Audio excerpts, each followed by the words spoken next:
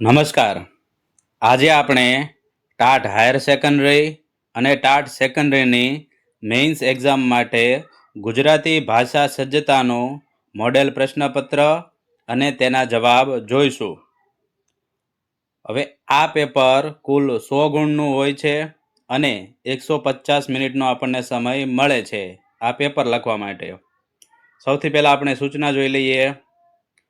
પહેલી સૂચના છે, આ પ્રશ્નપત્રમાં કુલ 5 પ્રશ્નો છે. તમામ પ્રશ્નો ફરજિયાત છે. બીજી સૂચના છે, દરેક મુખ્ય પ્રશ્ન નવા પાના ઉપરથી શરૂ કરવો અને મુખ્ય પ્રશ્નના તમામ પેટા પ્રશ્નો સાથે લખવા. હવે આપણે જોઈએ પ્રશ્ન 1. નીચે આપેલા વિષય પર આશરે 200 શબ્દોમાં નિબંધ લખો. કોઈ પણ 2. આપણને 3 નિબંધો આપેલા હશે, એમાંથી કોઈ પણ 2 નિબંધ લખવાના છે. 2 નિબંધના 20 ગુણ એટલે 1 નિબંધના 10 ગુણ. તો જોઈએ આપણે નિબંધ 1. સ્કૂલ ઓફ એક્સલન્સ અને વૈશ્વિક કક્ષાનું શિક્ષણ. પ્રસ્તાવના જોઈએ. શિક્ષણ એ માનવ જીવનના ઘડતરનો પાયો છે. 21મી સદી જ્ઞાન અને ટેકનોલોજીની સદી છે, જ્યાં વૈશ્વિક સ્તરે હરીફાઈ દિન પ્રતિદિન વધી રહી છે. આવા સમયમાં પરંપરાગત શિક્ષણ પદ્ધતિમાંથી બહાર નીકળીને વિદ્યાર્થીઓને વૈશ્વિક કક્ષાનું શિક્ષણ આપવું અનિવાર્ય બન્યું છે. આ ઉદ્દેશ્યને સિદ્ધ કરવા માટે ગુજરાત સરકાર દ્વારા સ્કૂલ ઓફ એક્સલન્સ એટલે કે શ્રેષ્ઠતાની શાળાઓ પ્રોજેક્ટ અમલમાં મૂકવામાં આવ્યો છે. આ પહેલ માત્ર ભૌતિક સુવિધાઓ વધારવા પૂરતી સીમિત નથી, પરંતુ શિક્ષણના સ્તરને વૈશ્વિક કક્ષાએ લઈ જવાનો એક ભગીરથ પ્રયાસ છે. હવે જોઈએ સ્કૂલ ઓફ એક્સલન્સની વિભાવના. સ્કૂલ ઓફ એક્સલન્સ એટલે એવી શાળાઓ જ્યાં જ્ઞાન, કૌશલ્ય, સંસ્કાર અને આધુનિકતાનો સુમેળ હોય. આ પ્રોજેક્ટ અંતર્ગત રાજ્યની સરકારી અને ગ્રાન્ટેડ શાળાઓને આધુનિક માળખાકીય સુવિધાઓથી સજ્જ કરવામાં આવી રહી છે. તેનો મુખ્ય હેતુ સરકારી શાળાઓમાં ભણતા સામાન્ય અને મધ્યમ વર્ગના બાળકોને ખાનગી શાળાઓ જેવી જ કે તેનાથી પણ બહેતર સુવિધાઓ અને શિક્ષણ આપવાનો છે. આ શાળાઓ વિદ્યાર્થીઓમાં રહેલી સુષુપ્ત શક્તિઓને બહાર લાવીને તેમને વૈશ્વિક નાગરિક બનાવવા માટે વૈજ્ઞાનિક અભિગમ સાથે કામ કરે છે. હવે આપણે જોઈએ વૈશ્વિક કક્ષાના શિક્ષણની જરૂરિયાત. આજે સમગ્ર વિશ્વ એક વૈશ્વિક ગામડું એટલે કે ગ્લોબલ વિલેજ બની ગયું છે. ભારતીય વિદ્યાર્થીઓએ માત્ર પોતાના રાજ્ય કે દેશના યુવાનો સાથે જ નહીં, પરંતુ સમગ્ર વિશ્વના યુવાનો સાથે સ્પર્ધા કરવાની છે. વૈશ્વિક કક્ષાના શિક્ષણમાં ગોખણપટ્ટીને સ્થાન નથી, પરંતુ ત્યાં ક્રિટિકલ થિંકિંગ એટલે કે વિચારવાની ક્ષમતા, પ્રોબ્લેમ સોલ્વિંગ એટલે કે સમસ્યા નિવારણ અને ક્રિએટિવિટી એટલે કે સર્જનાત્મકતા પર ભાર મૂકવામાં આવે છે. જો આપણા દેશના યુવાનોને વૈશ્વિક સ્તરે અગ્રેસર રાખવા હોય તો વૈશ્વિક ધોરણો મુજબનું શિક્ષણ પ્રાથમિક સ્તરથી જ આપવું અનિવાર્ય છે. હવે આપણે જોઈએ સ્કૂલ ઓફ એક્સલન્સની મુખ્ય લાક્ષણિકતાઓ અને વૈશ્વિક કક્ષાનું શિક્ષણ. તો જોઈએ એમાં મુદ્દા નંબર 1, ક્લાસરૂમ અને ડિજિટલ શિક્ષણ. વૈશ્વિક શિક્ષણની પ્રથમ શરત ટેકનોલોજી છે. સ્કૂલ ઓફ એક્સલન્સમાં ક્લાસરૂમને સ્માર્ટ બનાવવામાં આવ્યા છે, જ્યાં પ્રોજેક્ટર, કોમ્પ્યુટર લેબ અને હાઈ સ્પીડ ઇન્ટરનેટની સુવિધા ઉપલબ્ધ છે. ડિજિટલ બોર્ડ દ્વારા અઘરા વિષયોને એનિમેશન અને વિડીયોના માધ્યમથી સરળતાથી સમજાવવામાં આવે છે.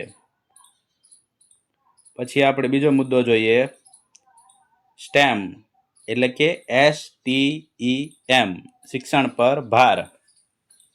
તો STEM શું છે? તો S એટલે કે સાયન્સ એટલે કે વિજ્ઞાન, T એટલે કે ટેકનોલોજી, E એટલે એન્જિનિયરિંગ અને M એટલે મેથેમેટિક્સ એટલે કે ગણિત.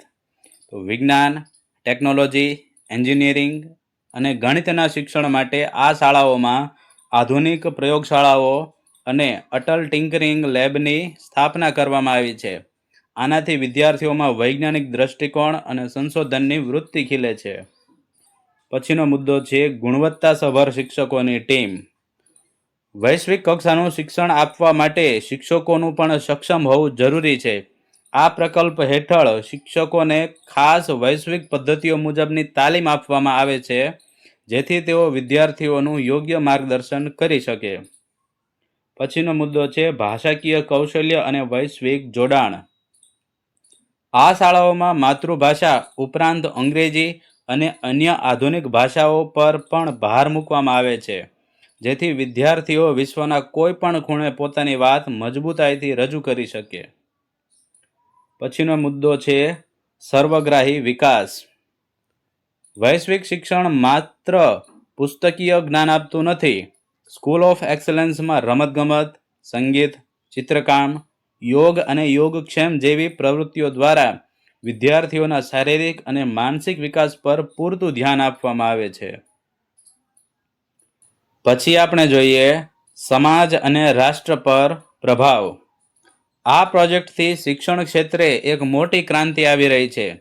ભૂતકાળમાં સામાન્ય પરિવારના બાળકો આર્થિક તંગીના કારણે આધુનિક શિક્ષણથી વંચિત રહી જતા હતા, પરંતુ હવે આ શાળાઓના માધ્યમથી દરેક બાળકને સમાન તક મળી રહી છે. જ્યારે સરકારી શાળાનો વિદ્યાર્થી આંતરરાષ્ટ્રીય સ્તરની સુવિધાઓ વચ્ચે ભણશે, ત્યારે તેનો આત્મવિશ્વાસ વધશે. આત્મવિશ્વાસ જ તેને ભવિષ્યમાં દેશ અને દુનિયાનું નેતૃત્વ કરવા માટે સક્ષમ બનાવશે. આનાથી શિક્ષણનું સ્તર સુધરશે અને દેશના માનવ સંસાધનનો શ્રેષ્ઠ ઉપયોગ થઈ શકશે. હવે આપણે જોઈએ ઉપસહાર. સ્કૂલ ઓફ એક્સલન્સ એ માત્ર એક સરકારી યોજના નથી, પરંતુ આવનારી પેઢીના ઉજ્જવળ ભવિષ્યની ગેરંટી છે. તે ભારતના પ્રાચીન જ્ઞાન અને આધુનિક વિજ્ઞાનનો સમન્વય સાધીને વૈશ્વિક કક્ષાનું શિક્ષણ આપવાનું ઉત્તમ માધ્યમ બની રહી છે. નવી શિક્ષણ નીતિના પાયાના સિદ્ધાંતોને સાકાર કરતી આ શાળાઓ ભવિષ્યમાં ભારતના યુવાનોને વિશ્વ મંચ પર ગૌરવવંતું સ્થાન અપાવશે, તેમાં કોઈ શંકા નથી. ખરા અર્થમાં આ શાળાઓ ભારતને ફરીથી વિશ્વગુરુ બનાવવા તરફનું એક મજબૂત અને પ્રશંસનીય પગલું છે. હવે આપણે જોઈએ બીજો નિબંધ.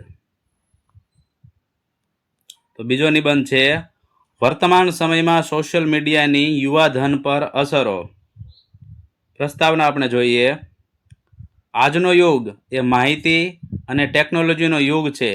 આ ટેકનોલોજીની ક્રાંતિમાં જે સાધને સમગ્ર વિશ્વને પોતાની મુઠ્ઠીમાં કરી લીધું છે તે છે social media. Facebook, Instagram, WhatsApp, YouTube અને એક્સ એટલે કે ટ્વિટર જેવા માધ્યમો આજે માનવ જીવનનો, ખાસ કરીને યુવાધનનો એક અવિભાજ્ય અંગ બની ગયા છે. સોશિયલ મીડિયાએ દુનિયાના અંતરને મિટાવી દીધું છે તે વાત સાચી, પરંતુ તેની સિક્કાની બે બાજુઓ જેવી અસરો આપણા દેશના ભવિષ્ય સમાન યુવાધન પર જોવા મળી રહી છે. પછી આપણે જોઈએ સોશિયલ મીડિયાની હકારાત્મક અસરો. વર્તમાન સમયમાં સોશિયલ મીડિયા યુવાનો માટે માત્ર મનોરંજનનું સાધન નથી, પણ પ્રગતિના અનેક દ્વાર ખોલનારું માધ્યમ પણ બન્યું છે. જોઈએ આપણે પહેલો મુદ્દો, જ્ઞાન અને શિક્ષણનો વ્યાપ. સોશિયલ મીડિયાના માધ્યમથી યુવાનો દેશ વિદેશના શૈક્ષણિક પ્રવાહોથી માહિતગાર થાય છે. યુટ્યુબ અને શૈક્ષણિક પેજ દ્વારા અઘરા વિષયો પણ ઘરે બેઠા સરળતાથી શીખી શકાય છે. સ્પર્ધાત્મક પરીક્ષાઓની તૈયારી કરતા યુવાનો માટે આ માધ્યમો આશીર્વાદરૂપ સાબિત થયા છે. પછીનો મુદ્દો જોઈએ રોજગારી અને સ્ટાર્ટઅપની તકો. આજના યુવાનો સોશિયલ મીડિયાનો ઉપયોગ કરીને પોતાના વ્યવસાય અને કળાને વૈશ્વિક સ્તર પર લઈ જઈ રહ્યા છે. ડિજિટલ માર્કેટિંગ, કન્ટેન્ટ ક્રિએશન અને ઇન્ફ્લુએન્સર બનીને અનેક યુવાનો સ્વનિર્ભર બન્યા છે. નાના ગૃહ ઉદ્યોગો ચલાવતા યુવાનો માટે આ પ્લેટફોર્મ મફતમાં જાહેરાત કરવાનું ઉત્તમ માધ્યમ બન્યું છે. પછીનો મુદ્દો છે જાગૃતિ અને અભિવ્યક્તિની સ્વતંત્રતા. સોશિયલ મીડિયા યુવાનોને સામાજિક, રાજકીય અને પર્યાવરણીય મુદ્દાઓ પર પોતાનો અવાજ બુલંદ કરવાની તક આપે છે. બ્લડ ડોનેશન, આપત્તિ વ્યવસ્થાપન કે ગરીબોની મદદ માટે યુવાનો આ માધ્યમ દ્વારા ખૂબ જ ઝડપથી ભંડોળ અને મદદ એકત્ર કરી શકે છે. હવે આપણે જોઈએ સોશિયલ મીડિયાની નકારાત્મક અસરો. જ્યાં વધુ પ્રકાશ હોય ત્યાં પડછાયો પણ ઘેરો હોય છે. સોશિયલ મીડિયાના અતિરેકે યુવાધનને અનેક મુશ્કેલીઓમાં ધકેલી દીધું છે. હવે આપણે એમાં જોઈએ પહેલો મુદ્દો, સમયનો બગાડ અને એકાગ્રતાનો અભાવ. આજના યુવાનો સ્ક્રીન ટાઈમ એટલે કે મોબાઈલ સામે વિતાવતા સમય પર કાબુ ગુમાવી બેઠા છે. કલાકો સુધી રીલ્સ અને શોર્ટ્સ જોવામાં સમય બગાડે છે, જેને કારણે અભ્યાસ કે કારકિર્દી પરથી ધ્યાન ભટકે છે. વિદ્યાર્થીઓમાં એકાગ્રતાનો ભારે અભાવ જોવા મળી રહ્યો છે. પછીનો મુદ્દો છે માનસિક અને શારીરિક સ્વાસ્થ્ય પર અસર. સોશિયલ મીડિયા પર દેખાડાની દુનિયા છે. બીજાની વૈભવી લાઈફસ્ટાઈલ જોઈને યુવાનોમાં લઘુતા ગ્રંથિ, ઈર્ષ્યા અને ડિપ્રેશન એટલે કે હતાશા જેવી માનસિક બીમારીઓ વધી રહી છે. વધુ પડતા ઉપયોગથી ઊંઘ ન આવવી, આંખો નબળી પડવી અને શારીરિક શ્રમના અભાવે સ્થૂળતા જેવી સમસ્યાઓ સર્જાય છે. પછીનો મુદ્દો છે આભાસી સંબંધો અને સામાજિક અંતર. સોશિયલ મીડિયા પર હજારો મિત્રો હોવા છતાં આજના યુવાનો વાસ્તવિક જીવનમાં એકલતા અનુભવે છે. કુટુંબના સભ્યો સાથે બેસીને વાત કરવાનો સમય તેમની પાસે નથી. યુવાનો વાસ્તવિક દુનિયા છોડીને લાઇક્સ અને કોમેન્ટ્સની આભાસી દુનિયામાં જીવવા લાગ્યા છે. પછીનો મુદ્દો છે સાયબર ક્રાઇમ અને અસુરક્ષા. અધૂરી માહિતી અને અપરિપક્વતાના કારણે યુવાનો ઝડપથી સાયબર ક્રાઇમ, ઓનલાઈન ફ્રોડ અને હની ટ્રેપ જેવી જાળમાં ફસાઈ જાય છે. ખોટી માહિતી કે અફવાઓ ફેલાવવામાં પણ યુવાનો અજાણતા ભાગીદાર બની જાય છે, જે તેમના ભવિષ્યને નુકસાન પહોંચાડે છે. પછી આપણે જોઈએ સંતુલન અને ઉપાયો. સોશિયલ મીડિયા એ એક શક્તિશાળી સાધન છે. તેનો ઉપયોગ કેવી રીતે કરવો તે યુવાનોના હાથમાં છે. યુવાધનને આ દૂષણથી બચાવવા માટે સેલ્ફ કંટ્રોલ એટલે કે આત્મનિયંત્રણ ખૂબ જરૂરી છે. દિવસ દરમિયાન સોશિયલ મીડિયા વાપરવાનો સમય નક્કી કરવો જોઈએ. વાલીઓએ પણ બાળકો સાથે સંવાદ વધારવો જોઈએ અને તેમને મેદાની રમતો તેમજ પુસ્તક વાંચન તરફ વાળવા જોઈએ. હવે આપણે જોઈએ ઉપસંહાર. સોશિયલ મીડિયા એ અગ્નિ જેવું છે, જે રાંધવામાં પણ મદદ કરે છે અને ઘર સળગાવવામાં પણ. જો તેનો વિવેકપૂર્ણ અને મર્યાદિત ઉપયોગ કરવામાં આવે તો તે યુવાનોના વિકાસ માટે સીડી સમાન સાબિત થઈ શકે છે, પરંતુ જો તેનો અતિરેક થાય તો તે વિનાશ નોતરે છે. આજના યુવાધને સોશિયલ મીડિયાના ગુલામ બનવાને બદલે તેના માલિક બનવાની જરૂર છે, જેથી તેઓ પોતાના ઉજ્જવળ ભવિષ્યનું નિર્માણ કરીને દેશની પ્રગતિમાં સહભાગી બની શકે. પછીનો આપણે છેલ્લો નિબંધ એટલે કે ત્રીજો નિબંધ જોઈએ, નારી સશક્તિકરણ બદલાતું ભારત. તો સૌથી પહેલા આપણે પ્રસ્તાવના જોઈ લઈએ. યત્ર નાર્યસ્તુ પૂજ્યન્તે રમંતે તત્ર દેવતાઃ. ભારતીય સંસ્કૃતિમાં સદીઓ પહેલા આ સૂત્ર દ્વારા સ્ત્રીના ગૌરવ અને સ્થાનની સર્વોચ્ચતા સ્વીકારવામાં આવી હતી. વૈદિક કાળમાં ગાર્ગી, મૈત્રેયી અને લોપામુદ્રા જેવી વિદુષી નારીઓએ શાસ્ત્રાર્થ કરીને સાબિત કર્યું હતું કે નારી માત્ર ઘરની 4 દિવાલો સુધી મર્યાદિત નથી, પરંતુ જ્ઞાન અને વિજ્ઞાનના સર્વોચ્ચ શિખરો સર કરવાની ક્ષમતા ધરાવે છે. મધ્યકાળમાં સામાજિક કુરિવાજોના કારણે નારીની સ્થિતિ કથળી હતી, પરંતુ આધુનિક યુગમાં અને ખાસ કરીને 21મી સદીના બદલાતા ભારતમાં નારી સશક્તિકરણ એક જન આંદોલન બની ગયું છે. આજે ભારતની નારી આત્મનિર્ભરતા અને પ્રગતિનું નવું પ્રતીક બનીને ઉભરી આવી છે. પછી આપણે જોઈએ નારી સશક્તિકરણનો વાસ્તવિક અર્થ. નારી સશક્તિકરણ એટલે માત્ર સ્ત્રીઓને નોકરી કે રોજગાર આપવો એટલો જ સીમિત અર્થ નથી. વાસ્તવમાં નારી સશક્તિકરણ એટલે સ્ત્રીને પોતાના જીવનના નિર્ણયો જાતે લેવાની સ્વતંત્રતા આપવી. સામાજિક, આર્થિક, રાજકીય અને શૈક્ષણિક ક્ષેત્રે પુરુષ સમોવડી બનીને સમાન તકો મેળવવી તે જ ખરું સશક્તિકરણ છે. જ્યારે નારી ભય, ભેદભાવ અને શોષણમુક્ત વાતાવરણમાં પોતાની ક્ષમતાઓનો પૂર્ણ વિકાસ કરી શકે, ત્યારે જ દેશમાં સાચું સશક્તિકરણ થયું ગણાય.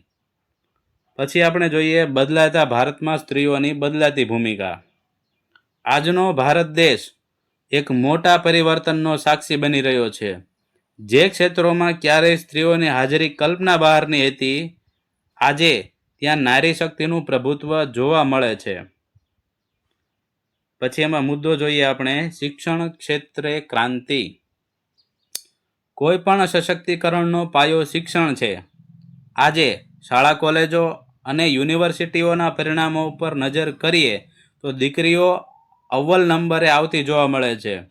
ઉચ્ચ શિક્ષણ અને ટેકનિકલ ક્ષેત્રોમાં સ્ત્રીઓની ભાગીદારી સતત વધી રહી છે.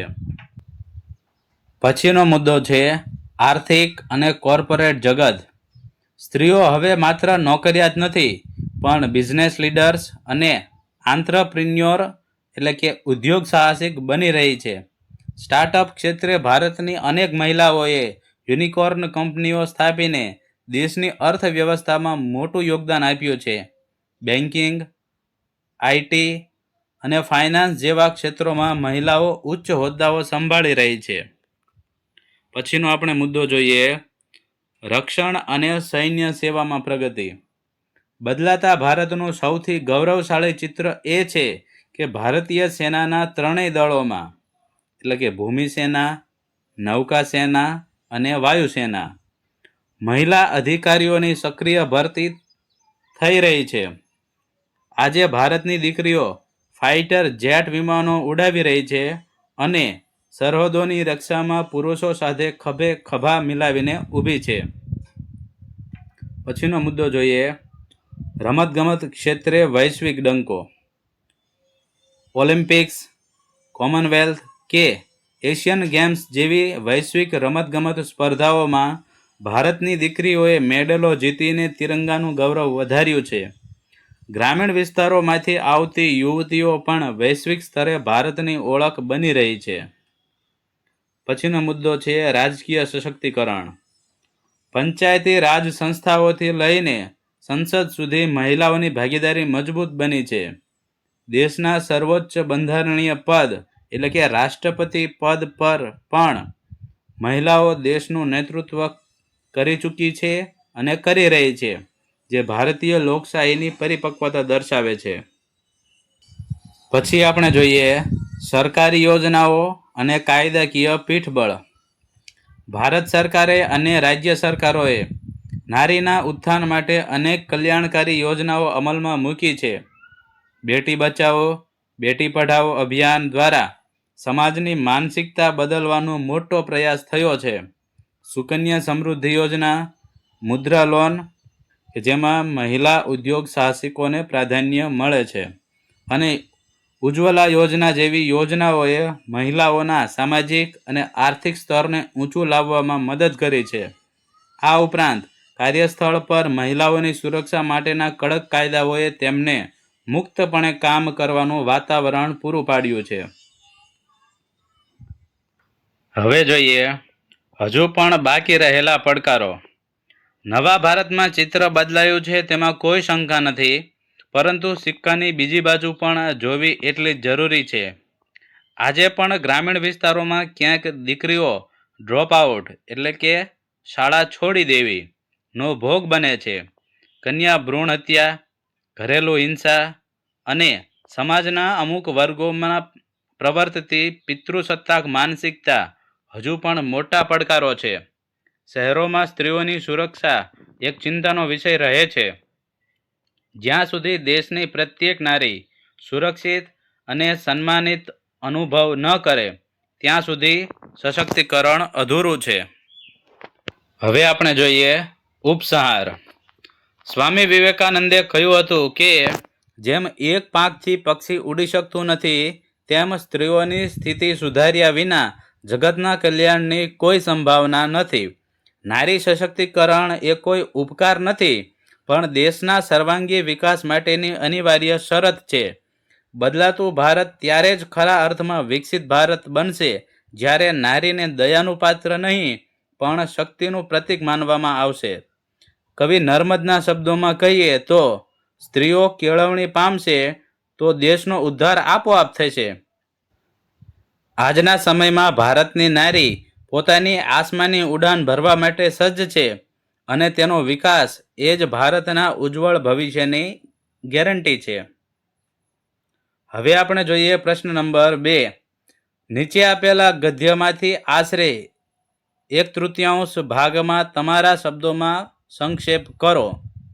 20 ગુણ છે, 2 ફકરા આપેલા હશે, એટલે એક ફકરામાંથી સંક્ષેપ આપણે કરીએ એટલે 10 ગુણ, અને બીજા ફકરામાંથી સંક્ષેપ કરીએ એટલે 10 ગુણ. એવી રીતે કુલ 20 ગુણનો પ્રશ્ન નંબર 2 છે.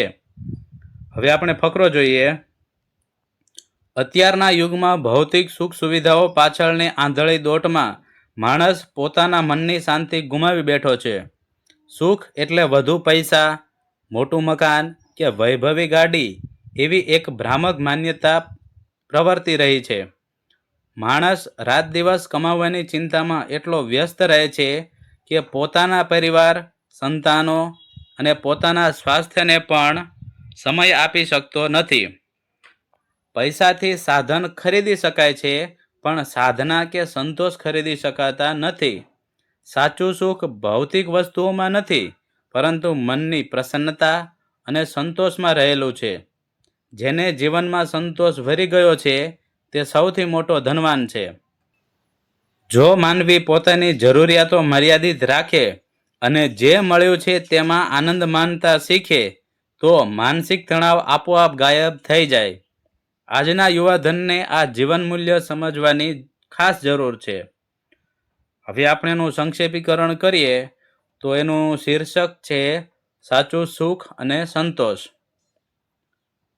વર્તમાન સમયમાં ભૌતિક વૈભવ પાછળ દોડતો માણસ મનની શાંતિ અને સ્વાસ્થ્ય ગુમાવી રહ્યો છે. ભૌતિક સાધનો ક્યારેય સાચું સુખ કે સંતોષ આપી શકતા નથી. વાસ્તવિક સુખ ભૌતિક સુવિધાઓમાં નહીં, પરંતુ મનની પ્રસન્નતા અને સંતોષમાં સમાયેલું છે. જરૂરિયાતો મર્યાદિત રાખીને લબ્ધ પરિસ્થિતિમાં આનંદ મેળવવો એ જ તણાવ મુક્ત અને સુખી જીવનની ચાવી છે.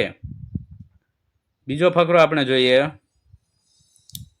આપણા દેશમાં ગ્રંથાલયોનું મહત્વ પ્રાચીન કાળથી રહ્યું છે. પુસ્તકો એ આપણા શ્રેષ્ઠ મિત્રો છે. જ્યારે ચારેય તરફથી નિરાશા ઘેરી વળે ત્યારે પુસ્તક માર્ગદર્શક બનીને સાચો રસ્તો બતાવે છે. સત્સાહિત્યનું વાંચન માણસના વિચારોને ઉમદા બનાવે છે અને તેના વ્યક્તિત્વને નિખારે છે. જે સમાજમાં વાંચન સંસ્કૃતિ મરી પરવારે છે તે સમાજનો બૌદ્ધિક વિકાસ અટકી જાય છે. આજના ડિજિટલ યુગમાં મોબાઈલ અને ઇન્ટરનેટના કારણે યુવાનો પુસ્તકોથી દૂર થઈ રહ્યા છે, જે ચિંતાજનક બાબત છે.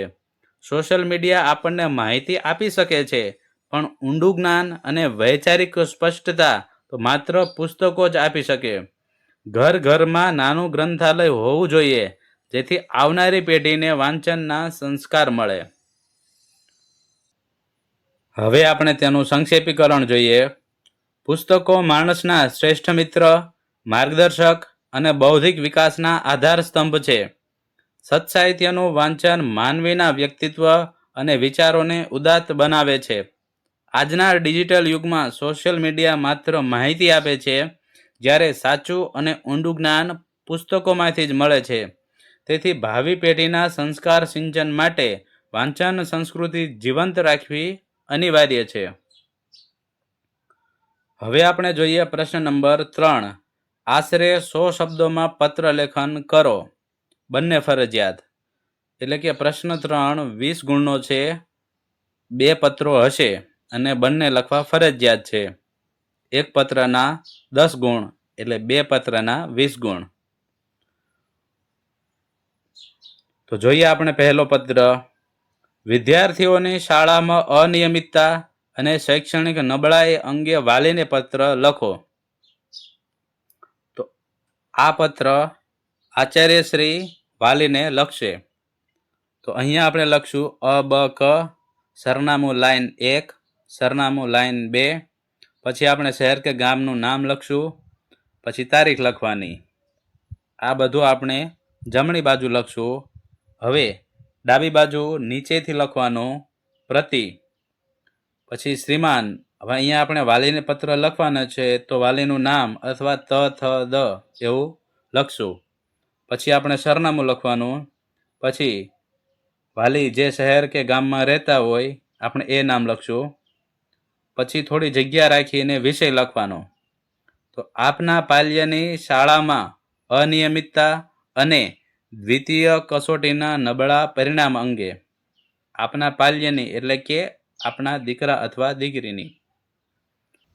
હવે નીચેની લાઈનમાં પહેલા સંબોધન લખવાનું અને પછી પત્ર લખવાની શરૂઆત કરવાની. તો અહીંયા સંબોધનમાં લખ્યું છે, આદરણીય વાલીશ્રી, સવિનય જણાવવાનું કે આપનો પુત્ર અથવા પુત્રી જે હોય તે લખવાનું. પછી વિદ્યાર્થીનું નામ લખવાનું. અમારી શાળામાં ધોરણ 11 અથવા 12 જે ધોરણમાં ભણતા હોય એ ધોરણ લખવાનું. અને જે પ્રવાહમાં ભણતા હોય, વિજ્ઞાન પ્રવાહમાં હોય કે સામાન્ય પ્રવાહમાં, એવી રીતે જે પ્રવાહમાં ભણતા હોય એ પ્રવાહ લખવાનો. માં અભ્યાસ કરે છે. એક જવાબદાર શૈક્ષણિક સંસ્થા તરીકે વિદ્યાર્થીના સર્વાંગી વિકાસ માટે આપના સહકારની અપેક્ષા સાથે આ પત્ર લખી રહ્યો છું. છેલ્લા કેટલાક સમયથી જોવામાં આવ્યું છે કે આપનો પુત્ર અથવા પુત્રી શાળામાં ખૂબ જ અનિયમિત રહે છે. ચાલુ માસ દરમિયાન તેની હાજરી ખૂબ જ ઓછી રહી છે, જેના કારણે તે વર્ગખંડમાં ચાલતા રોજિંદા અભ્યાસ કાર્યથી વંચિત રહી જાય છે. આ અનિયમિતતાની સીધી અસર તેના શૈક્ષણિક પરિણામ પર પડી છે. તાજેતરમાં લેવાયેલી દ્વિતીય કસોટીમાં પણ તેનું પરિણામ ધાર્યા કરતાં ઘણું નબળું રહ્યું છે, જે ઉચ્ચતર માધ્યમિકના વિદ્યાર્થી માટે ચિંતાનો વિષય છે. ઉચ્ચતર માધ્યમિકનું આ વર્ષ વિદ્યાર્થીના ભવિષ્ય અને કારકિર્દી માટે અત્યંત મહત્વનું છે. જો આ સમયે તેની આ ટેવ સુધારવામાં નહીં આવે તો વાર્ષિક પરીક્ષાના પરિણામ પર તેની ગંભીર અસર પડી શકે છે. શાળા કક્ષાએથી વિષય શિક્ષકો દ્વારા તેને પૂરતું માર્ગદર્શન આપવામાં આવી રહ્યું છે, પરંતુ ઘેર પણ નિયમિત વાંચન અને લેખન થાય તે જરૂરી છે. તેથી આપને નમ્ર વિનંતી છે કે આપ આ બાબતને ગંભીરતાથી લઈ તેના અભ્યાસ પ્રત્યે વિશેષ ધ્યાન આપો. આ સંદર્ભે રૂબરૂ ચર્ચા કરવા માટે આપને આગામી શનિવારે સવારે 11 કલાકે શાળા સમય દરમિયાન મને મળવા આવવા વિનંતી છે, જેથી આપણે સાથે મળીને તેના ઉજ્જવળ ભવિષ્ય માટે યોગ્ય નિર્ણય લઈ શકીએ. સહકારની અપેક્ષા સહ. પછી આપણે જમણી બાજુ લખવાનું નીચે લેખિતન આપનો વિશ્વાસુ અ.બ.ક. આચાર્ય, સરકારી ઉચ્ચતર માધ્યમિક શાળા. હવે આપણે બીજો પત્ર જોઈએ. શાળાની આસપાસ થતા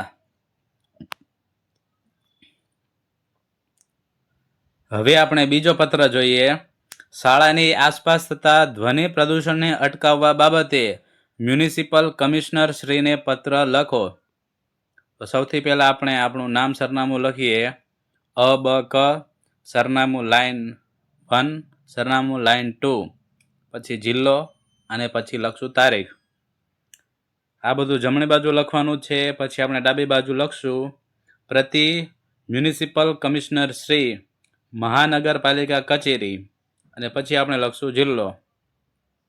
પછી આપણે થોડી જગ્યા મૂકીને વિષય લખશું શાળા અને રહેણાંક વિસ્તારની આસપાસ થતા અતિશય ધ્વનિ પ્રદૂષણને રોકવા બાબત. નીચે આપણે સંબોધન લખશું. આદરણીય સાહેબશ્રી, સવિનય જણાવવાનું કે હું ખાલી જગ્યા શહેરના, જે શહેરમાં આપણે રહેતા હોય એ શહેરનું નામ ખાલી જગ્યામાં લખવાનું, સ્ટેશન રોડ વિસ્તારનો રહેવાસી અને એક જાગૃત નાગરિક છું. આ પત્ર દ્વારા હું આપનું ધ્યાન અમારા વિસ્તારમાં આવેલી શાળાઓની આસપાસ દિન પ્રતિદિન વધી રહેલા ધ્વનિ પ્રદૂષણની ગંભીર સમસ્યા તરફ દોરવા માંગુ છું. અમારા વિસ્તારમાં 2 મોટી શાળાઓ આવેલી છે, જ્યાં હજારો વિદ્યાર્થીઓ અભ્યાસ કરે છે, પરંતુ છેલ્લા કેટલાક સમયથી શાળાની બિલકુલ નજીક આવેલા જાહેર રસ્તાઓ પર ટ્રાફિકની સમસ્યા બહુ વધી ગઈ છે. વાહનોના સતત અને કર્કશ હોર્નનો અવાજ સીધો વર્ગખંડો સુધી પહોંચે છે, જેના કારણે વિદ્યાર્થીઓ અભ્યાસમાં ચિત્ત ચોંટાડી શકતા નથી અને શિક્ષકોને ભણાવવામાં પણ ભારે અવરોધ ઊભો થાય છે. આ ઉપરાંત શાળાના સમય દરમિયાન જ નજીકના કોમર્શિયલ કોમ્પ્લેક્સમાં મોટા લાઉડસ્પીકરો અને ડીજે વગાડવામાં આવે છે, જે શૈક્ષણિક વાતાવરણને સંપૂર્ણપણે દૂષિત કરે છે. ટૂંક સમયમાં જ વિદ્યાર્થીઓની બોર્ડની અને વાર્ષિક પરીક્ષાઓ શરૂ થઈ રહી છે, ત્યારે આ પ્રકારનું ધ્વનિ પ્રદૂષણ તેમના ભવિષ્ય અને માનસિક સ્વાસ્થ્ય માટે ખૂબ જ નુકસાનકારક સાબિત થઈ શકે છે. આથી આપશ્રીને નમ્ર વિનંતી છે કે વિદ્યાર્થીઓના શૈક્ષણિક હિતને ધ્યાનમાં રાખીને શાળાની આસપાસના વિસ્તારને નો હોર્ન ઝોન જાહેર કરવામાં આવે અને નિયત સમય દરમિયાન મોટા અવાજે લાઉડસ્પીકર વગાડનારા તત્વો સામે કાયદેસરની કડક કાર્યવાહી કરવામાં આવે. આશા છે કે આપ આ બાબતની ગંભીરતા સમજીને વહેલી તકે યોગ્ય પગલાં લેશો. સહકારની અપેક્ષા સહ લિખિતન આપનો વિશ્વાસુ અબક, એક જાગૃત નાગરિક. હવે આપણે જોઈએ પ્રશ્ન નંબર 4. નીચે આપેલા વિષય ઉપર વર્તમાનપત્રમાં પ્રકાશિત કરવા આશરે 150 શબ્દોમાં ચર્ચાપત્ર લખો. બંને ફરજિયાત અને ગુણ છે 20, એટલે 2 ચર્ચાપત્ર લખવાના છે. 20 ગુણ છે, એટલે એક ચર્ચાપત્રના 10 ગુણ. તો જોઈએ આપણે પહેલો ચર્ચાપત્ર. મોબાઈલ અને સોશિયલ મીડિયાનું વળગાણ, યુવાધનનો વેડફાતો સમય. તો સૌથી પહેલાં આપણે સરનામું લખશું. જમણી બાજુ લખવાનું અબક, સરનામું લાઈન 1, સરનામું લાઈન 2. જો તમે અહીંયા ફક્ત સરનામું લાઈન 1 લખો તો પણ ચાલે. પછી નીચે આપણે ગામ કે શહેરનું નામ લખવાનું. કોઈ જિલ્લાનું નામ લખો તો પણ ચાલે. અને નીચે લખવાનું તારીખ. પછી આપણે સામેની બાજુ એટલે કે ડાબી બાજુ લખવાનું પ્રતિ. પછી નીચે લખવાનું તંત્રીશ્રી.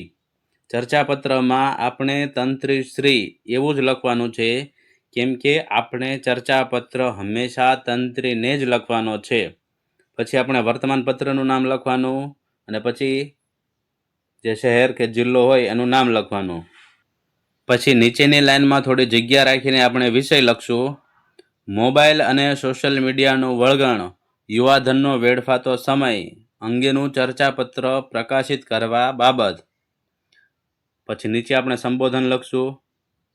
માનનીય તંત્રીશ્રી, સવિનય જણાવવાનું કે આપનું દૈનિક પત્ર પ્રજાના પ્રશ્નો અને લોકજાગૃતિ માટે હંમેશા અગ્રેસર રહ્યું છે.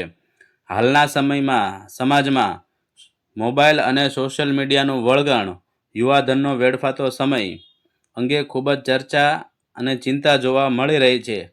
આ વિષય પ્રત્યે લોકોનું ધ્યાન દોરવા અને જનજાગૃતિ ફેલાવવા માટે મેં એક ચર્ચાપત્ર તૈયાર કર્યું છે. આ ચર્ચાપત્રને આપના લોકપ્રિય અખબારની વિચાર વિમર્શ કે લોકમત કોલમમાં સ્થાન આપીને પ્રકાશિત કરવા નમ્ર વિનંતી છે.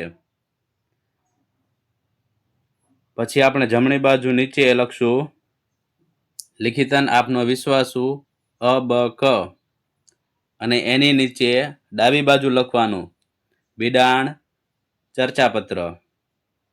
હવે આપણો મેઇન ચર્ચાપત્ર આપણે લખવાનું.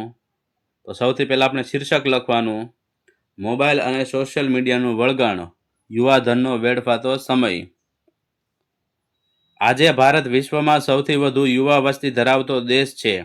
ડૉક્ટર એપીજે અબ્દુલ કલામે જે યુવાધનના જોરે વિઝન 2020 અને વિકસિત ભારતનું સ્વપ્ન જોયું હતું, તે યુવાધન આજે ક્યાંક ને ક્યાંક ટેકનોલોજીના રવાડે ચડીને પોતાનો કિંમતી સમય વેડફી રહ્યું છે. વિજ્ઞાનનું આ વરદાન આજે યુવાનો માટે એક મોટો અભિશાપ સાબિત થઈ રહ્યું છે. સવારના જાગવાથી લઈને રાત્રે સૂવા સુધી યુવાનોનો મોટા ભાગનો સમય ઇન્સ્ટાગ્રામની રીલ્સ, ફેસબુક, સ્નેપચેટ અને યુટ્યુબ પાછળ વીતી રહ્યો છે. માત્ર થોડી મિનિટોના મનોરંજન માટે શરૂ થયેલો આ સિલસિલો કલાકો સુધી લંબાય છે, જેને કારણે યુવાનોની એકાગ્રતા ઘટી રહી છે અને તેઓ ડિપ્રેશન તેમજ એકલતાનો ભોગ બની રહ્યા છે. સ્ક્રીન ટાઈમ વધવાને કારણે શારીરિક શ્રમ નહિવત થઈ ગયો છે, જે સ્થૂળતા અને અનિદ્રા જેવી બીમારીઓને આમંત્રણ આપે છે. વધુમાં સોશિયલ મીડિયાની આભાસી દુનિયામાં લાઇક્સ અને વ્યૂઝ મેળવવાની ઘેલછામાં યુવાનો વાસ્તવિક સંબંધો અને પરિવારથી દૂર થતા જાય છે. પરીક્ષાના સમયે પણ પુસ્તકો વાંચવાને બદલે મોબાઈલ સ્ક્રોલિંગ કરવાની કુટેવ તેમના ભવિષ્યને ધૂંધળું બનાવી રહી છે. ટેકનોલોજીનો ઉપયોગ પ્રગતિ માટે થવો જોઈએ, નહીં કે સમય બગાડવા માટે. જો આ જ ગતિ ચાલુ રહેશે તો દેશનું ભવિષ્ય જોખમમાં મુકાઈ શકે છે. આ પરિસ્થિતિમાંથી બહાર આવવા માટે વાલીઓએ પણ જાગૃત થવું પડશે અને સંતાનો સાથે ક્વોલિટી સમય વિતાવવો પડશે. શાળાઓ અને કોલેજોમાં ડિજિટલ ડિટોક્સ વિશે સેમિનાર યોજવા જોઈએ. યુવાનોએ પોતે જ સ્વયંશિસ્ત કેળવીને સોશિયલ મીડિયાનો મર્યાદિત ઉપયોગ કરવો પડશે. આવો આપણે સૌ સાથે મળીને આ આભાસી દુનિયાના વળગણમાંથી મુક્ત થઈએ અને રાષ્ટ્ર નિર્માણમાં આપણું યોગદાન આપીએ. હવે આપણે બીજો ચર્ચાપત્ર જોઈએ કે જેનો વિષય છે ગ્લોબલ વોર્મિંગનું સંકટ. હવે નહીં જાગીએ તો ક્યારે? તો સૌથી પહેલા આપણે સરનામું લખશું. અબક સરનામું લાઈન 1, સરનામું લાઈન 2, નીચે જિલ્લો અથવા શહેર અને એની નીચે લખશું તારીખ. આ બધું જમણી બાજુ લખવાનું છે. પછી આપણે ડાબી બાજુ લખશું પ્રતિ, પછી એની નીચે આપણે લખશું તંત્રી શ્રી, પછી આપણે વર્તમાનપત્રનું નામ લખવાનું અને પછી આપણે લખશું શહેર અથવા જિલ્લો. પછી આપણે વિષય લખવાનો થોડી જગ્યા રાખીને ગ્લોબલ વોર્મિંગનું સંકટ અંગેનું ચર્ચાપત્ર આપના લોકપ્રિય દૈનિકમાં પ્રગટ કરવા બાબત. પછી નીચે આપણે સંબોધન લખવાનું માનનીય તંત્રી શ્રી. પછી એની નીચેની લીટીમાં જ આપણે શરૂ કરશું આપણો ફકરો. સવિનય જણાવવાનું કે આપનું દૈનિક પત્ર પ્રજાના પ્રશ્નો અને લોકજાગૃતિ માટે હંમેશા અગ્રેસર રહ્યું છે. હાલના સમયમાં સમાજમાં ગ્લોબલ વોર્મિંગનું સંકટ હવે નહીં જાગીએ તો ક્યારે અંગે ખૂબ જ ગંભીર ચર્ચા અને ચિંતા જોવા મળી રહી છે. આ વિષય પ્રત્યે લોકોનું ધ્યાન દોરવા અને જનજાગૃતિ ફેલાવવા માટે મેં એક ચર્ચાપત્ર તૈયાર કર્યું છે. આ ચર્ચાપત્રને આપના લોકપ્રિય અખબારની વિચાર વિમર્શ કે લોકમત કોલમમાં સ્થાન આપીને પ્રકાશિત કરવા નમ્ર વિનંતી છે. પછી આપણે જમણી બાજુ નીચે લખશું લિખિતન આપનો વિશ્વાસુ અબક અને એની નીચે ડાબી સાઈડ લખવાનું બિડાણ ચર્ચાપત્ર. હવે જોઈએ આપણો ચર્ચાપત્ર. ગ્લોબલ વોર્મિંગનું સંકટ હવે નહીં જાગીએ તો ક્યારે, આ આપણું શીર્ષક છે. આજે આપણે એક એવી સદીમાં જીવી રહ્યા છીએ જ્યાં વિકાસની આંધળી દોટમાં કુદરતને હાંસિયામાં ધકેલી દેવામાં આવી છે. ઉનાળામાં રેકોર્ડ બ્રેક ગરમી, ચોમાસામાં ક્યાંક અતિવૃષ્ટિ તો ક્યાંક દુષ્કાળ અને શિયાળામાં મોડા શરૂ થતી ઠંડી. આ બધું જ દર્શાવે છે કે ગ્લોબલ વોર્મિંગ હવે માત્ર પુસ્તકોમાં ભણવાનો વિષય નથી રહ્યો, પણ આપણા આંગણે આવીને ઊભેલું જીવંત સંકટ છે. ઔદ્યોગિકરણ, સિમેન્ટના જંગલોનું નિર્માણ, વાહનોનો બેફામ વપરાશ અને વૃક્ષોનું આડેધડ નિકંદન આ વૈશ્વિક તાપમાન વધારાના મુખ્ય કારણો છે. ઉત્તર અને દક્ષિણ ધ્રુવના હિમખંડો ઝડપથી પીગળી રહ્યા છે, જેના કારણે દરિયાની સપાટી વધી રહી છે અને કિનારાના શહેરો ડૂબવાનો ખતરો પેદા થયો છે. ઋતુચક્ર આખું ખોરવાઈ ગયું છે, જેની સીધી અને ગંભીર અસર દેશના કૃષિ ક્ષેત્ર અને ખેડૂતો પર પડી રહી છે. પર્યાવરણની આ કટોકટી માટે માત્ર સરકારો પગલાં લે તે પૂરતું નથી, પરંતુ દરેક નાગરિકે પોતાની જીવનશૈલી બદલવી પડશે. આપણે ગ્રીન હાઉસ વાયુઓના ઉત્સર્જનને ઘટાડવું પડશે. પ્લાસ્ટિકનો ઉપયોગ સંપૂર્ણપણે બંધ કરવો, પાણીનો બગાડ અટકાવવો અને પબ્લિક ટ્રાન્સપોર્ટનો વધુ ઉપયોગ કરવો એ સમયની માંગ છે. દરેક વ્યક્તિએ વર્ષમાં ઓછામાં ઓછું એક વૃક્ષ વાવીને તેનું જતન કરવું જોઈએ. જો આપણે આજે પણ આપણી ભોગવાદી સંસ્કૃતિ નહીં બદલીએ તો આવનારી પેઢીને શ્વાસ લેવા માટે શુદ્ધ હવા અને પીવા માટે ચોખ્ખું પાણી પણ નહીં મળે. પૃથ્વી આપણી માતા છે અને તેનું રક્ષણ કરવું એ આપણી પાયાની ફરજ છે. પ્રકૃતિ બચશે તો જ માનવજાતનું અસ્તિત્વ બચશે. એક પર્યાવરણ પ્રેમી નાગરિક. હવે આપણે જોઈએ પ્રશ્ન નંબર 5. સૂચવ્યા મુજબ કરો. 20 ગુણનો આ પ્રશ્ન છે. અહીંયા આપણને 10 નાના નાના ટોપિક આપેલા છે, જે આપણે વારાફરતી જોતા જઈએ.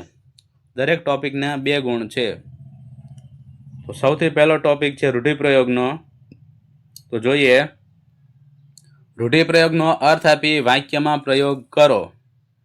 તો પહેલો રૂઢિપ્રયોગ છે ગંગા નાહવી, જેનો અર્થ થાય છે અતિ અઘરું કે મોટું કાર્ય સફળતાપૂર્વક પૂરું કરીને ચિંતામુક્ત થવું. હવે આપણે તેનો વાક્ય પ્રયોગ જોઈએ. ઘણા સમયની સખત મહેનત પછી જ્યારે વિદ્યાર્થીઓએ મુખ્ય પરીક્ષાનું પેપર ઘણું સારું લખ્યું, ત્યારે તેમણે ગંગા નાહ્યા જેવો ઉત્તમ સંતોષ અનુભવ્યો. બીજો રૂઢિપ્રયોગ જોઈએ, લોઢાના ચણા ચાવવા, જેનો અર્થ થાય છે અત્યંત મુશ્કેલ કે કઠિન કાર્ય પાર પાડવું. હવે આપણે તેનો વાક્ય પ્રયોગ જોઈએ. સ્પર્ધાત્મક પરીક્ષાના બદલાયેલા નવા માળખા મુજબ મુખ્ય પરીક્ષા પાસ કરવી એ લોઢાના ચણા ચાવવા જેવું અઘરું કામ છે, પણ યોગ્ય માર્ગદર્શન અને સખત મહેનતથી તે શક્ય બને છે. હવે આપણે બીજો મુદ્દો જોઈએ, કહેવતનો અર્થ લખો.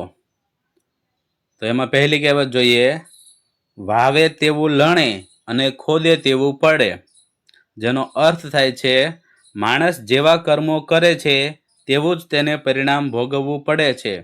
એટલે કે જેવી મહેનત એવું જ ફળ મળે છે.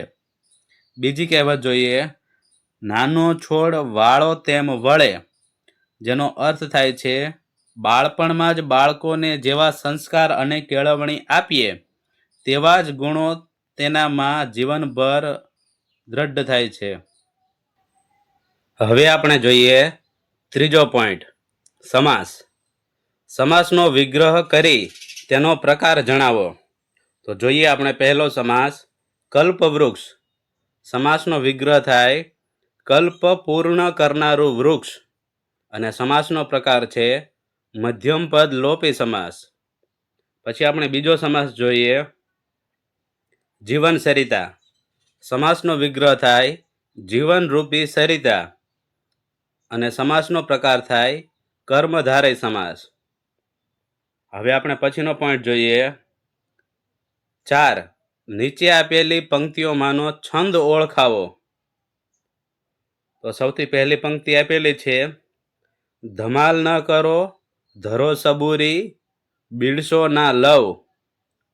તો આ પૃથ્વી છંદ છે. હવે એને ઓળખવો કેવી રીતે? તો આ પંક્તિમાં કુલ 17 અક્ષરો રહેલા છે. પૃથ્વી છંદના નિયમ પ્રમાણે તેના પ્રથમ 3 અક્ષરો લઘુ, ગુરુ, લઘુ એટલે કે જગણ, જભાન બને છે. પૃથ્વી છંદનું ચોક્કસ બંધારણ જસ જસ ય લ ગા છે, જેથી આ પંક્તિ પૃથ્વી છંદ તરીકે ઓળખાય છે. હવે આપણે બીજી પંક્તિ જોઈએ, ધીમે ધીમે છટાથી કુસુમ રજ લઈ લેતો અનિલ વાય. તો આ સ્ત્રગધરા છંદ છે. હવે એનો ઓળખવો કેવી રીતે? તો આ પંક્તિમાં કુલ 21 અક્ષરો રહેલા છે. સ્ત્રગધરા એ 21 અક્ષરોનો મોટો અક્ષરમેળ છંદ છે, જેનું બંધારણ મ ર ભ ન ય ય ય છે. 21 અક્ષર ધરાવતો આ છંદ પરીક્ષાની દ્રષ્ટિએ ઓળખવો ખૂબ જ સરળ અને સ્કોરિંગ છે. હવે આપણે પછીનો પોઈન્ટ જોઈએ, અલંકાર. નીચે આપેલી પંક્તિઓમાંના અલંકાર ઓળખાવો. તો હવે આપણે એમાં પહેલી પંક્તિ જોઈએ, પીળા પર્ણો ફરી ફરી કુમળા વૃક્ષના કાનમાં કંઈક કહેતા. તો આ છે સજીવારોપણ અલંકાર. હવે એને ઓળખવો કેવી રીતે? તો જ્યારે કોઈ જડ, નિર્જીવ કે અચેતન વસ્તુ પર સજીવ તત્વનું આરોપણ કરવામાં આવે અથવા તે સજીવની જેમ વર્તતી હોય તેમ દર્શાવવામાં આવે ત્યારે સજીવારોપણ અલંકાર બને છે. અહીં નિર્જીવ પર્ણો એટલે કે પાંદડા દ્વારા કાનમાં વાત કહેવાની માનવ સહજ ક્રિયા દર્શાવી હોવાથી આ સજીવારોપણ અલંકાર છે. હવે આપણે બીજી પંક્તિ જોઈએ. હરખની હેલીમાં આખું ગામ હિલોળા લેતું હતું. તો આ છે રૂપક અલંકાર. હવે આને ઓળખવો કેવી રીતે? તો જ્યારે ઉપમેય અને ઉપમાન વચ્ચે કોઈ જુદાપણું ન દર્શાવતા બંનેને એકરૂપ બતાવવામાં આવે ત્યારે રૂપક અલંકાર બને છે. અહીં હરખ એટલે કે આનંદ અને હેલી એટલે કે વરસાદની હેલી બંનેને એકરૂપ ગણીને હરખની હેલી શબ્દ પ્રયોગ કરવામાં આવ્યો છે, જે રૂપક અલંકાર દર્શાવે છે. પછીનો પોઈન્ટ છે શબ્દ સમૂહ માટે એક શબ્દ. તો એમાં સૌથી પહેલા આપણને આપેલું છે કંઈ પણ મેળવવાની ઈચ્છા વગરનું કામ કરવું તે, એટલે એને કહેવાય નિષ્કામ. પછી બીજો આપેલો છે જેનો કોઈ શત્રુ નથી તેવું વ્યક્તિ, એટલે એને કહેવાય અજાત શત્રુ. પછી 7મો પોઈન્ટ છે જોડણી. નીચે આપેલા શબ્દોની જોડણી સુધારીને લખો. તો પરિસ્થિતિ લખવી હોય તો કેવી રીતે લખવાની? તો પરિસ્થિતિમાં અહીંયા તમને જે આપેલું છે કે ર ને દીર્ઘઈ કરવાનું, અને સ્થ લખેલો છે ત્યાં રસ્વઈ કરવાની, અને ત ને દીર્ઘઈ. પછી બીજો શબ્દ છે યુનિવર્સિટી. તો એમાં ન ને રસ્વઈ કરવાની, સ માથે રેફ છે ત્યાં રસ્વઈ કરવાની, અને ટ છે તેને દીર્ઘઈ કરવાની. પછી આપણો 8મો પોઈન્ટ છે નીચે આપેલા વાક્યોને ભાષાકીય રીતે શુદ્ધ રૂપમાં લખો. તો પહેલું વાક્ય આપણને આપેલું છે પરીક્ષામાં સફળ થવા માત્ર મહેનત જ એકમાત્ર ઉપાય છે. તો આ અશુદ્ધ વાક્ય છે. હવે આપણે એનું શુદ્ધ વાક્ય લખવાનું છે કે પરીક્ષામાં સફળ થવા મહેનત જ એકમાત્ર ઉપાય છે. તો આપણને અશુદ્ધ વાક્યમાં જે પરીક્ષામાં સફળ થવા માત્ર, આ જે માત્ર શબ્દ આપેલો છે ત્યાં એ લખાય નહીં. એટલે આપણું વાક્ય બની જાય પરીક્ષામાં સફળ થવા મહેનત જ એકમાત્ર ઉપાય છે. એટલે આ વાક્યમાં માત્ર શબ્દનો ફેર હતો. પછી આપણે બીજું વાક્ય જોઈએ. તમારે આ પુસ્તક વાંચવું પડશે જ. તો આ અશુદ્ધ વાક્ય છે. હવે એનું શુદ્ધ વાક્ય કેવી રીતે લખાય? તો તમારે આ પુસ્તક વાંચવું જ પડશે. જે અશુદ્ધ વાક્યમાં જ છેલ્લે હતો એ વાંચવું જ પડશે, એટલે પડશે પહેલા જ લખાય. પછીનો 9મો પોઈન્ટ છે સંધિ. નીચે આપેલા શબ્દોનો સંધિ વિગ્રહ કરો. તો પહેલો શબ્દ આપેલો છે સદાચાર. તો એનો સંધિ વિગ્રહ થાય સત વત્તા આચાર. બીજો શબ્દ છે મનોરથ. તો એનો સંધિ વિગ્રહ થાય મનઃ વત્તા રથ.